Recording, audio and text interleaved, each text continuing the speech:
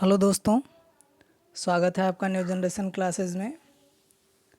आज हम पॉलिटी से संबंधित भाग 3 पर चर्चा करेंगे, जो सभी एग्ज़ामों में लगभग कोई ना कोई क्वेश्चन आपसे पूछ ही लिया जाता है। तो आपने अगर ये वीडियो देख लिया तो सारी समस्या आपकी दूर हो जाएगी। इससे बाहर कुछ आने वाला नहीं है मौलिक अधिकार में। तो भाग 3 में क्या है? मौलिक अधिकार है। तो आइए देर ना करते हुए देख लेते हैं मौलिक अधिकार को। तो इसमें दिया हुआ है मौलिक अधिकारों की संख्या वर्तमान में 6 है और मूल संविधान में मौलिक अधिकार कितने थे? 7 थे। तो वर्तमान में मौलिक अधिकारों की संख्या 6 है जबकि मूल संविधान में 7 थे। तो कौन सा मौलिक अधिकार है जो हटा दिया गया है?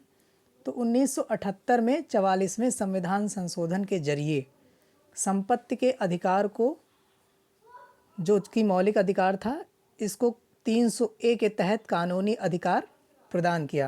यानी कि अनुच्छेद 31 था जो संपत्ति का अधिकार था, उसको हटा करके 300A में रख दिया गया है, जो कि एक कानूनी अधिकार बन गया है। तो आइए इसको देख लेते हैं। तो जो मौलिक अधिकार हैं वो 12 से 35, अनुच्छेद 12 से 35 के अंतर्गत आते हैं। ठीक है, तो वर्तमान में मौलिक अधिकार कितने हैं? 6 हैं। तो सबसे पहला है हमारा समता या समानता का अधिकार। जो समता या समानता का अधिकार है 14 से 18 के अंतर्गत आता है।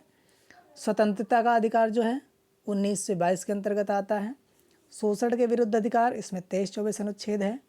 और धार्मिक स्वतंत्रता का अधिकार 25 से 28 अनुच्छेद के अंतर्गत है।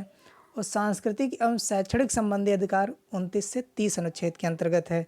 संवैधानिक उपचारों का अधिकार अनुच्छेद 32 के अंतर्गत है।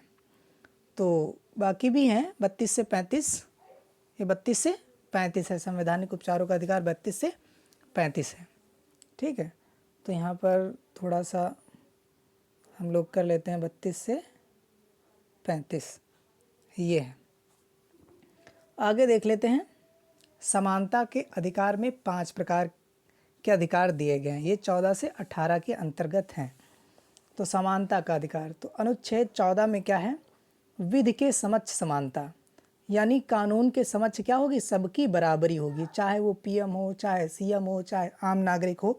अगर जिसने अपराध किया है तो सबके लिए एक ही समान की सज़ा होगी, कोई स्पेशल ट्रीटमेंट किसी को नहीं दिया जाएगा।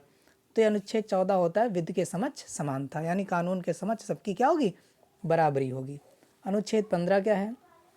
धर्म, जाति, लिंग, जन्म स्थान आदि विभेद पर रोक, यानी धर्म के आधार पर, जाति के आधार पर, लिंग के आधार पर या जन्म के स्थान के आधार पर हम विभेद नहीं कर सकते हैं। यानी कि अगर हम लोग भारत के हैं और हम कहीं दूसरे स्टेट में जन्मे हैं, मान लो हम लोग नॉर्थ में हैं और साउथ के लोगों से बोलेंगे तुम साउथ के हो, तो ऐसा नहीं होगा। इस विभेद पर रोक होगी। लिंग के आधार पर, महिला, पुरुष और ट्रांसजेंडर के आधार पर विभेद नहीं किया जाएगा। धर्म के आधार पर विभेद नहीं किया जाएगा, इस पर रोक लगाई जाएगी। जाति के आधार पर विभेद नहीं किया जाएगा, इस पर रोक लगाई जाएगी। तो अनुच्छेद 15 में क्या है? धर्म, जाति, लिंग, जन्म स्थान आदि विभेद पर रोक लगाई जाएगी। अनुच्छेद 16 में है लोक नियोजन में अवसर की समानता। लोक नियोजन में क्या है? अवसर की समानता, यानी कि जो सरकारी नौकरियां होंगी उनमें अवसर की क्या होगी? सबकी समानता होगी, सबकी क्या होगी? बराबरी होगी। कोई एक स्पेशल को नौकरियां नहीं दी जाएंगी, सबको बराबर सब समानता मिलेगी उसमें। अनुच्छेद 17 क्या है? अस्पृश्यता का अंत, यानी जो छुआछूत होता है, लोग ऊंची जात नीची जात में छूने से डरते हैं, वो अलग नीची जात को बहुत ही बुरा समझते हैं, तो ऐसा नहीं। अस्पृश्यता का अंत, यानी संविधान में छुआछूत का वर्णन नहीं है, उसका अंत करने की बात कही गई है कि ऐसा कुछ होना नहीं चाहिए। अनुच्छेद 18 क्या है? उपाधियों का अंत। जैसे आप लोगों ने देखा होगा कि पहले कभी प्राचीन काल में उपाधियां लोग धारण कर लेते थे। तो जैसे राम मोहन राय को राजा की उपाधि मिली थी, तो ऐसी उपाधियां का अंत हो जाएगा। उपाधियां कोई ले नहीं सकता है, सिर्फ वही उपाधि आपके पास होगी जो भारत सरकार देंगी। जैसे वीर पुरस्कार, भारत रत्न पुरस्कार, भारत रत्न विजेता, ये है ना, तो ऐसी उपाधियां आपको मिलेंगी। बाकी जो उपाधियां मिलती थी उनका अंत किया जाएगा। अगला है दूसरा हमारा मौलिक अधिकार है स्वतंत्रता के अधिकार में 4 प्रकार की स्वतंत्रताएं दी गई हैं। तो 19 से 22 के अंतर्गत है। ये दूसरा है स्वतंत्रता का अधिकार, इसमें 4 प्रकार की स्वतंत्रताएं दी गई हैं 19 से 22। तो अनुच्छेद 19 में क्या है, अभिव्यक्ति की स्वतंत्रता है, यानी बोलने की स्वतंत्रता है 1919 में, अनुच्छेद 19 में। तो अनुच्छेद 19 के अंतर्गत हमें 6 प्रकार की स्वतंत्रताएं प्राप्त हैं, है ना। 19A में है बोलने की स्वतंत्रता, हम लोग बोल सकते हैं, किसी के सामने कोई भी बात बोल सकते हैं, लेकिन हाँ वो नैतिक हो, गैर कानूनी ना हो, नैतिक रूप से कानूनी रूप से वो मान्य हो।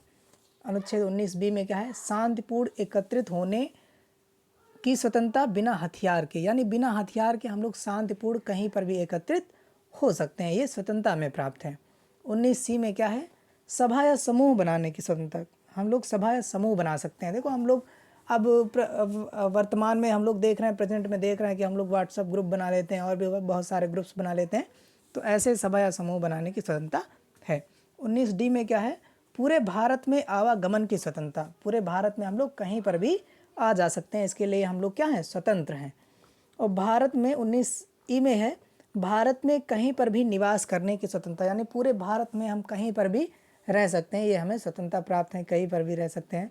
19F में क्या है, भारत में कहीं पर भी आजीविका की स्वतंत्रता, यानी कहीं भी अपना जीवन यापन हम लोग चला सकते हैं। अगला है अनुच्छेद 20।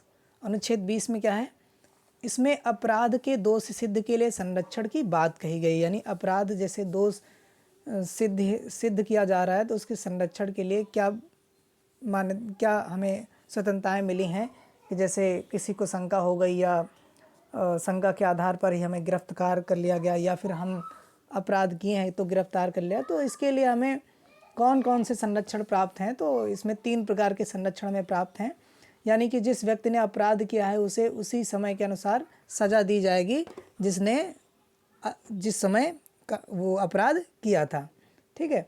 अगला है, खुद की गवाही देने के लिए बाध्य नहीं किया जा सकता, खुद की गवाही देने के लिए बाध्य नहीं किया जा सकता, यहाँ थोड़ा सा रॉन्ग हो गया है, तो ये बाद हो गया है, तो यहाँ हो जाएगा बाध्य नहीं किया जा सकता ना, इसको आप लोग सही कर लीजिएगा, बाध्य नहीं किया जा सकता खुद की गवाही देने के लिए। अगला है, एक अपराध के लिए एक बार सज़ा, यानी एक अपराध के लिए आपको एक बार ही सज़ा मिलेगी, बार बार उसी अपराध के लिए आपको सज़ा नहीं दी जा सकती। अनुच्छेद 21 में क्या है, तो अनुच्छेद 21 में है प्राण एवं दैहिक स्वतंत्रता या जीवन जीने का अधिकार, और यानी प्राण एवं दैहिक स्वतंत्रता, जैसे स्वच्छ पानी, स्वच्छ वायु, स्वच्छ पर्यावरण हमें मिलना चाहिए, जीवन जीने का अधिकार है, ऐसा कुछ है। और निजता का अधिकार भी इसी के अंतर्गत रख दिया गया है, अनुच्छेद 21 के अंतर्गत, यानी प्राइवेसी।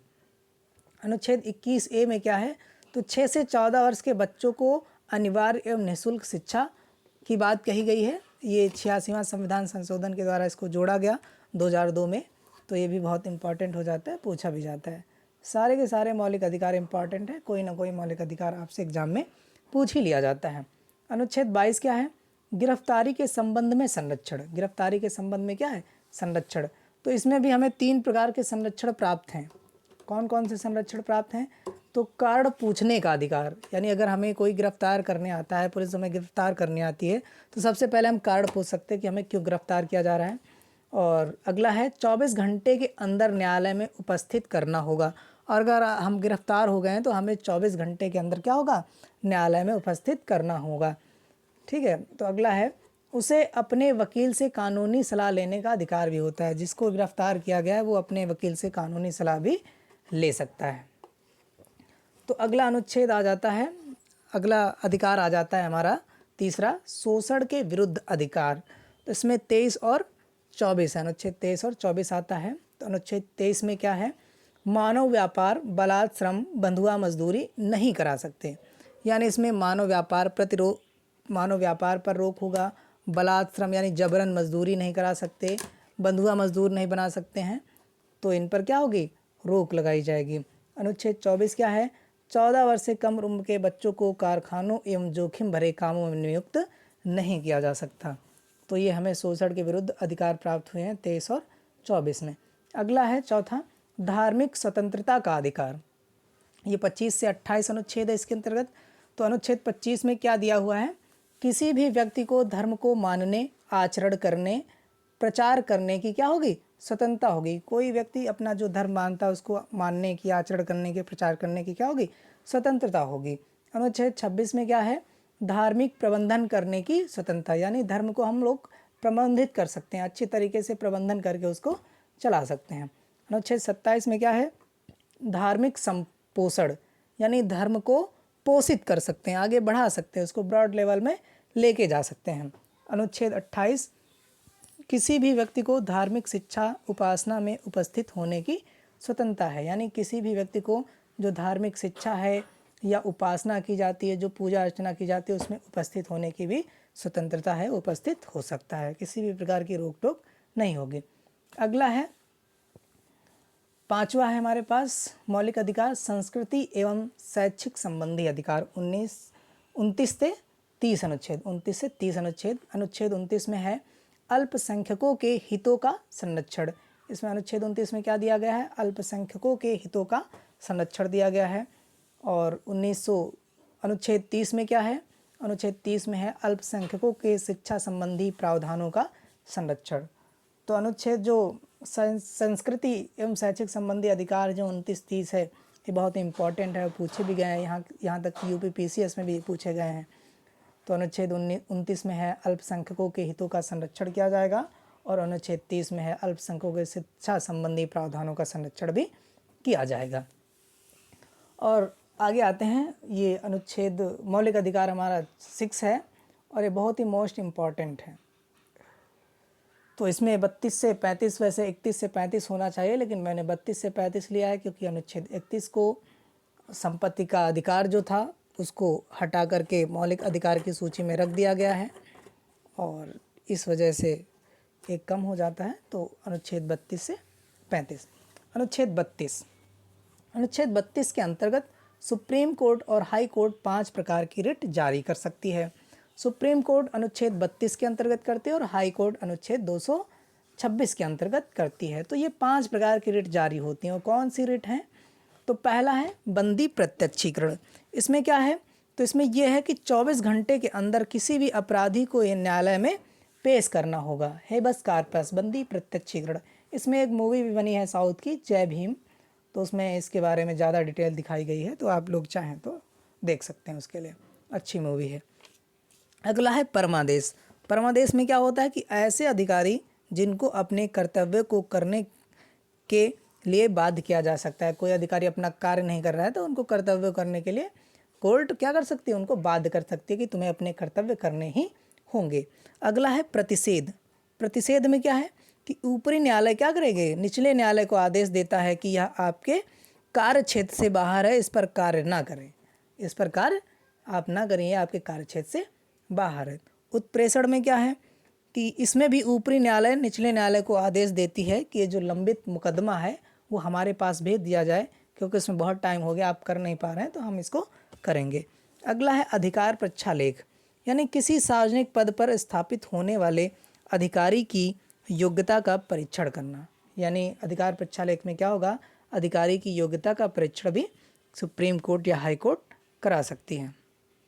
अगला है नोट है, इसमें एक नोट दिया गया है। तो भीमराव अंबेडकर ने अनुच्छेद 32 को संविधान की आत्मा कहा है। किसने कहा है अनुच्छेद 32 को संविधान की आत्मा? तो भीमराव अंबेडकर ने कहा है, अंबेडकर के अनुसार। तो अनुच्छेद अगला है 33। अनुच्छेद 33 में क्या है, संसद को अधिकार दिया गया कि सेना, सशस्त्र बल, खुफिया विभाग के अधिकारों पर कुछ हद तक नियंत्रण रख सकें। अनुच्छेद 34 में क्या है, संसद मार्शल लॉ के माध्यम से कुछ अधिकारों पर रोक लगा सकती है। तो संसद क्या करेगी, मार्शल लॉ के माध्यम से कुछ अधिकारों पर रोक लगा सकती है। ये मार्शल लॉ मुझे लगता है अनुच्छेद धारा 144 है मार्शल लॉ, क्योंकि उसी के अंतर्गत कुछ अधिकारों पर रोक लग जाती है। अनुच्छेद 35 क्या है, संसद को पूर्ण अधिकार है कि मौलिक अधिकार में कानून बना सकती है। संसद को पूर्ण अधिकार है कि मौलिक अधिकार में वो क्या करेगी, कानून भी बना सकेगी। तो ये थे मौलिक अधिकार जो मोस्ट इम्पॉर्टेंट है हर एक एग्ज़ाम के लिए, और बार बार ये पूछे भी जाते हैं। अगर आप लोग इस वीडियो को 2-3 बार देख लेंगे तो गलती होने की संभावना बहुत ही कम हो जाएगी, और एग्ज़ाम में आपके बहुत ही हेल्प करेंगे, मदद करेंगे। ये सेशन कैसा लगा आप लोगों को ज़रूर बताइए, और लाइक शेयर सब्सक्राइब करते रहिए, जिसमें हमें भी मोटिवेशन मिले और हम भी अब आगे वीडियो ये बनाते रहें आपके लिए और आपको भी इसमें फ़ायदा होता रहे। Thank you.